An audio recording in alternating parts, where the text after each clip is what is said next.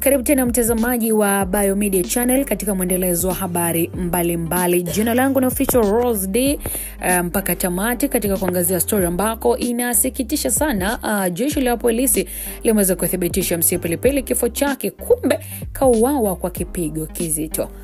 Karibu sana mtazamaji, tuangazie taarifa ambako ni kifo cha mchekeshaji maarufu nchini Tanzania Emmanuel Matias ambaye alijulikana zaidi kama MC Pilipili kimeweza kuibua maswali mengi na kuibua majonzi kwa mashabiki na wadau wa tasnia ya burudani. Hadi sasa swali kubwa linaloendelea kugonga vichwa vya Watanzania ni nani amehusika na kifo chake na kwa nini tukio hilo limetokea. Taarifa rasmi kutoka jeshi la polisi mkoani Dodoma ndizo ambazo zilisisitiza kuwa kifo cha MC Pilipili hakikutokana na sababu za kawaida.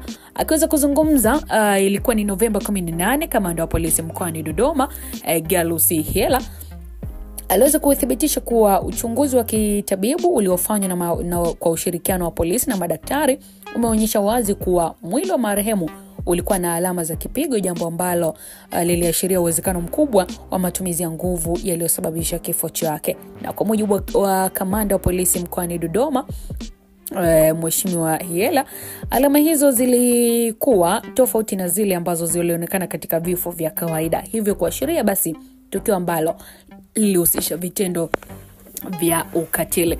So kutokana na hilo, jeshi la polisi limeanzisha uchunguzi wa kina ili kuweza kubaini wahusika, mazingira ya tukio na chanzo halisi cha ugomvi au shambulio lililosababisha kifo cha msanii huyo.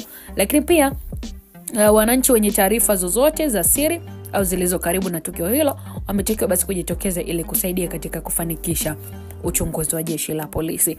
Mwili wa MC Pilipili ulifikishwa katika hospitali ya rufaa ya mkoa wa Dodoma ikiwa ni siku ya Jumapili Novemba 16 majira ya saa 11 jioni, na watu waliotajwa kuwa ni wa Samaria Wema. Dr. Ernest Ibenzi, mganga mfawidhi wa hospitali hiyo, aliweza kuthibitisha kupokea mwili huo na kusema kuwa marehemu aliletwa tayari amekwisha kufariki dunia. Kufuatia umaarufu wa MC Pilipili na mchango wake katika burudani, kifo chake kiukweli kimeacha maswali mengi ambayo sasa jamii inasubiri majibu yake kupitia uchunguzi wa jeshi la polisi. Hadi kufikia sasa wahusika bado hawajajulikana, lakini pia uchunguzi unaendelea. Taarifa rasmi, endelea kufuatilia channel ya Biomedia kwa kusubscribe, alafu utaweza kupata habari mbalimbali na mwendelezo wa yale ambayo tunaendelea kuyafuatilia. Wakati mwema, bye bye.